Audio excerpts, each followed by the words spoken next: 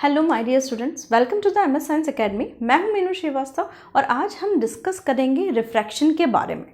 अभी तक हमने रिफ्लेक्शन, मिरर, उससे रिलेटेड जो फार्मूलाज हैं और जितना भी उसके न्यूमेरिकल्स आ सकते हैं वो हमने डिस्कस किए हैं। आज हम रिफ्रैक्शन के बारे में पढ़ेंगे। रिफ्लेक्शन में हमने देखा था कि जब तक लाइट एक मीडियम में ही रहती है और मीडियम से, अभी हम किसकी बात कर रहे हैं? रिफ्लेक्शन की। रिफ्लेक्शन का पूरा हमने बता दिया था मिरर के अंदर। हमने कहा था मिरर में हम रिफ्लेक्शन की बात करते हैं, ना कि रिफ्रैक्शन की बात करते हैं।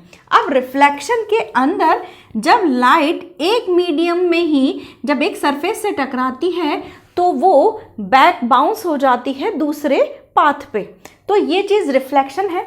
लेकिन अगर हम रिफ्रैक्शन की बात करें तो रिफ्रैक्शन के अंदर जब एक लाइट एक मीडियम से, एक लाइट रे एक मीडियम से दूसरे मीडियम में ट्रेवल करती है तो उसकी वेलोसिटी चेंज हो जाती है।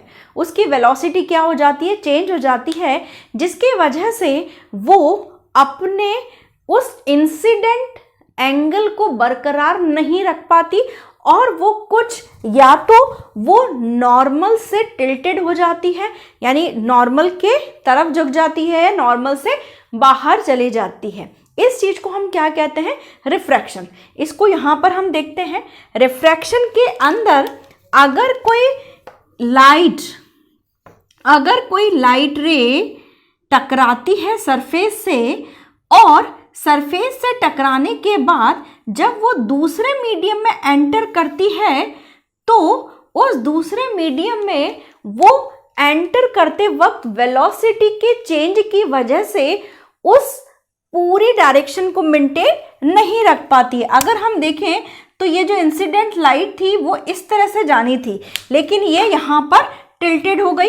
अगर यहाँ पर अपन ने मीडियम ये मान लिया कि ये एयर है और ये वाटर है, तो यहाँ पर वाटर के अंदर डेंसिटी, या ये हम कह सकते हैं water is a denser medium as compare to air. मतलब कि वाटर के अंदर मॉलिक्यूल जो है ज़्यादा पास होते हैं एज कंपेयर टू एयर, तो वहाँ पर लाइट को ट्रेवल करने में थोड़ी सी दिक्कत होगी एज कंपेयर टू एयर, क्योंकि एयर के अंदर मॉलिक्यूल्स दूर दूर है। तो यहाँ पर क्या होगा कि यहाँ पर जो है जो एंगल आएगा नॉर्मल, हम यहाँ पर एक नॉर्मल अज्यूम करते हैं। ऐसी कोई लाइन होती नहीं है किसी सरफेस पे कि आपको एक परपेंडिकुलर 90 डिग्री की लाइन दिखे, ऐसा नहीं होता। ये एक अजम्पशन होता है कि एक आइडियल लाइन से उसने कितना डाइवर्ट हुआ है। अब यहाँ पर उस आइडियल लाइन को हमने क्या कहा है? नॉर्मल। और यहाँ पर आने वाली रे को हमने कहा है इंसिडेंट रे। और ये जो एंगल बना है इसको मैंने बोला है angle I is equal to incident angle. कौन सा एंगल? Incident angle. ये जो एंगल यहाँ पर आ रहा है, अब यहाँ पर इंसिडेंट एंगल, और ये जो लाइट यहाँ से जा रही है इसको अपन बोलते हैं रिफ्रैक्टेड रे। और रिफ्रैक्टेड रे जो एंगल बनाती है नॉर्मल से, दैट इज आर, तो इसको हम बोलेंगे रिफ्रैक्टेड एंगल। इसको हम क्या बोलेंगे? Refracted angle. तो यहाँ पर जो है एंगल आई और एंगल आर डिपेंड करता है। एंगल आई तो इंसिडेंट एंगल है और एंगल आर डिपेंड करता है कि लाइट किस मीडियम में ट्रेवल कर रही है। यहाँ पर जो नॉर्मल से डाइवर्जन हुआ है वो किस वजह से हुआ है? वो वेलोसिटी में चेंज की वजह से हुआ है। वो वेलोसिटी में चेंज की वजह से हुआ है क्योंकि लाइट रेयर मीडियम से डेंसर मीडियम में गई है, तो वहां पर उसकी वेलोसिटी कम हो गई है, जिसकी वजह से वो टिल्टेड हो गई है नॉर्मल की तरफ। अब सपोज दैट अगर ये उल्टा हो जाए, उल्टा कैसे? कि अगर यहाँ पर हम ये वाटर मान लें और यहाँ पर एयर मान लें, तो ये मीडियम जो वाटर है वो कैसा मीडियम है? आपका डेंसर मीडियम है। और एयर कैसा है? आपका रेयर मीडियम है। अब यहाँ पर जब इंसिडेंट लाइट जब आती है तो जो वो एंगल बनाती है इंसिडेंट एंगल, लेकिन यहाँ पर ये जो मीडियम है वो रेयर मीडियम है, तो जो लाइट की वेलोसिटी है वो क्या हो जाएगी? बढ़ जाएगी, जिसकी वजह से वो नॉर्मल से दूर हट जाएगी और यहाँ पर ये ऐसी आनी थी लेकिन ये ऐसी चली गई, तो यहाँ पर इसका रिफ्रैक्टेड एंगल क्या हो गया, बढ़ गया। यानी कि ये टोटल मिलाकर डिपेंड किस पे कर रहा है, ये डिपेंड कर रहा है कि कैसी वेलोसिटी है, और वेलोसिटी किस पे डिपेंड कर रही है, मीडियम पे, कि डेंसर है या रेयर है। अब यहाँ पर हमने ये कहा कि एंगल है, इंसिडेंट एंगल है और रिफ्रैक्टेड एंगल है। अब सपोज दैट कि हम ये देख लेते हैं कि क्या आई बढ़ाने से आर के ऊपर कोई फर्क पड़ रहा है क्या। अगर आई बढ़ा रहे हैं तो आर के ऊपर क्या फर्क पड़ रहा है या कैसा उस पर जो है इफेक्ट आ रहा है। सपोज दैट यहाँ पर मैंने यहाँ एयर और वाटर ही लिया है, मीडियम सेम है ना। अब यहाँ पर मैंने इस इंसिडेंट एंगल को इतना करा तो ये ऐसा आ गया, यहाँ पर एंगल आई एंगल आर।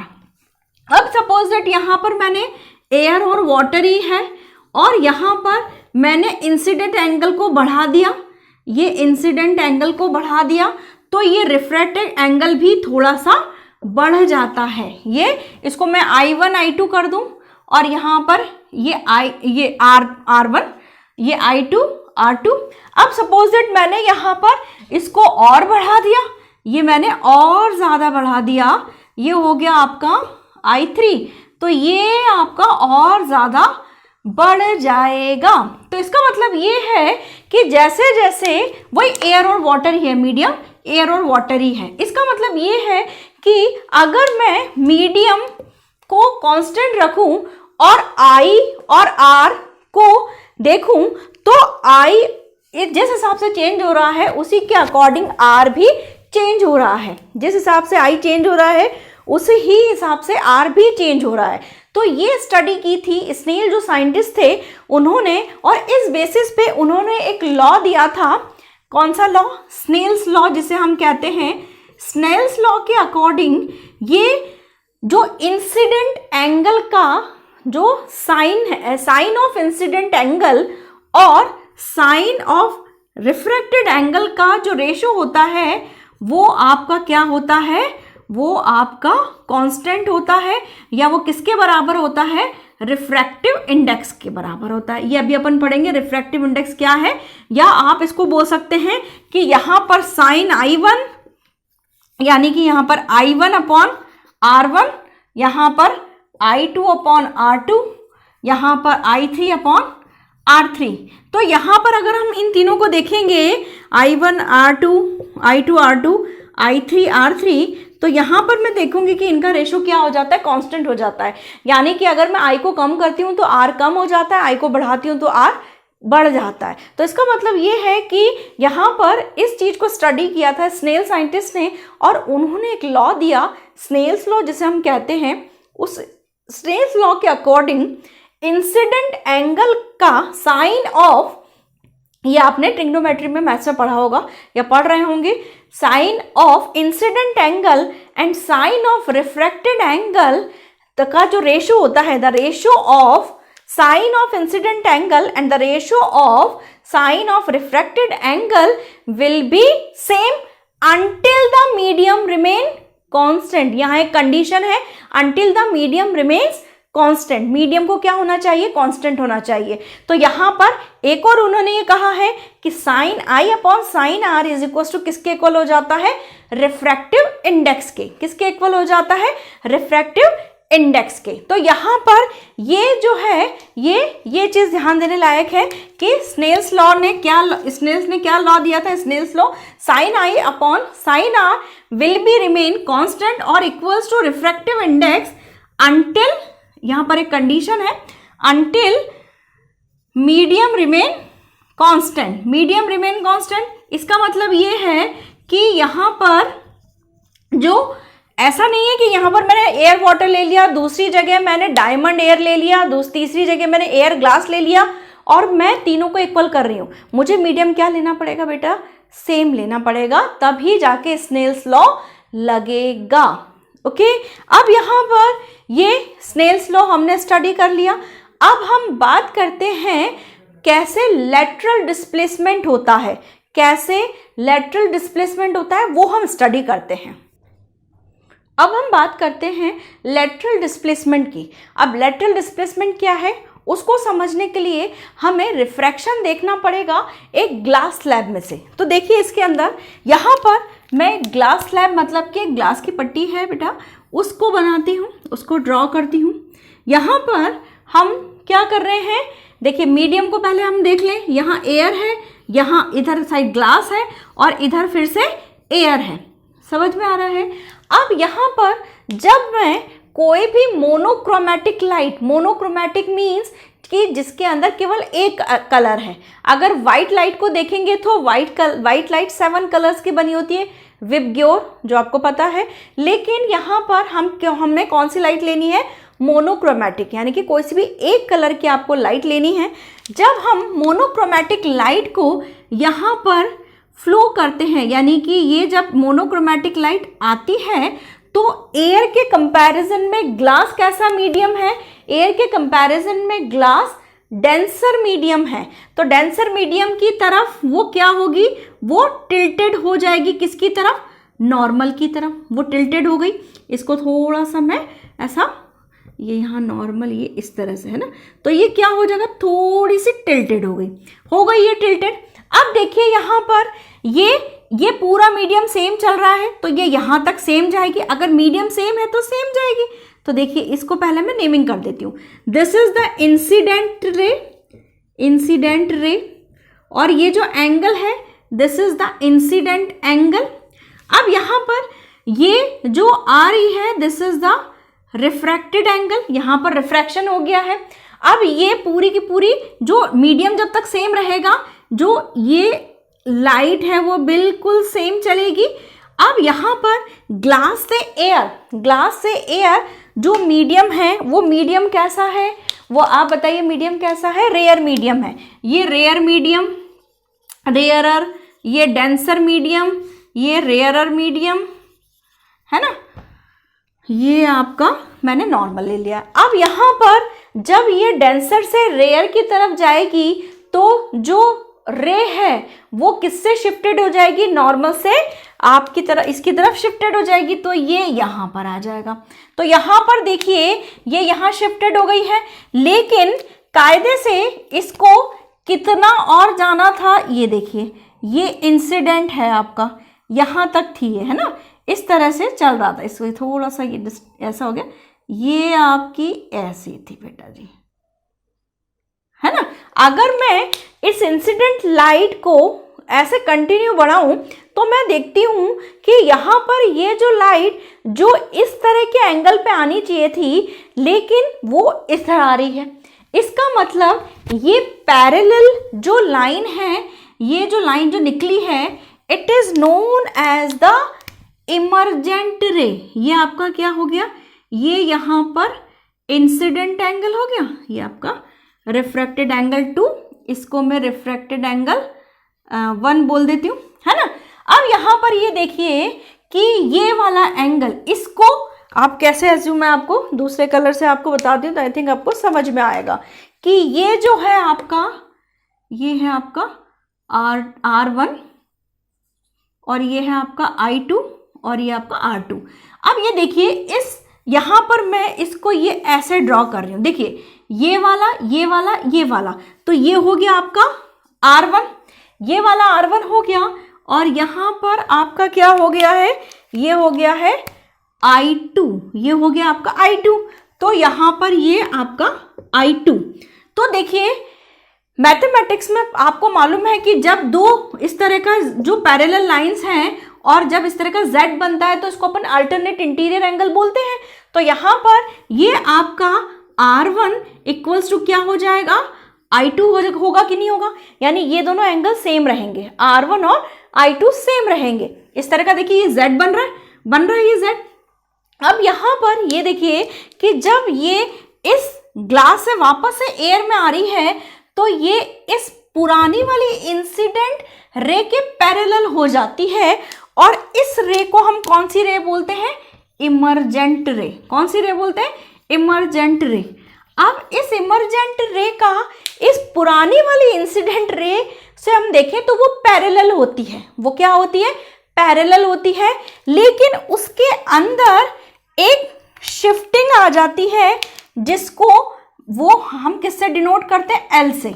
तो ये जो है ये एल है और इसे हम क्या बोलते हैं, लेटरल डिस्प्लेसमेंट, लेटरल डिस्प्लेसमेंट। तो यहां पर मैंने ये देखा कि जब मैंने एक मोनोक्रोमैटिक लाइट को एक मीडियम से दूसरे मीडियम में ट्रेवल करवाया तो जो फाइनल इमर्जेंट रे थी वो इनिशियल इंसिडेंट रे के पैरेलल हो गई है, लेकिन उसमें कुछ शिफ्टिंग हो गई है। उस शिफ्टिंग को मैंने क्या कहा है, लेटरल डिस्प्लेसमेंट। तो इसको अपन बोल सकते हैं when the monochromatic light passes from one medium to another medium, then finally it will emerge and it form a emergent ray, then it parallelly to the incident ray but somewhat shifted laterally, so it is known as the lateral displacement, जिसे हम L से represent करते हैं। और यहाँ पर L से represent करने के बाद इसमें हमने ये जो है लेटरल डिस्प्लेसमेंट को समझा। अब यहाँ पर लेटरल डिस्प्लेसमेंट किस किस पर डिपेंड करता है ये हम देख लेते हैं। लेटरल डिस्प्लेसमेंट डिपेंड करता है कि आपका सबसे पहले इंसिडेंट एंगल पे डिपेंड करता है। ये जो आपका L है, L डिपेंड्स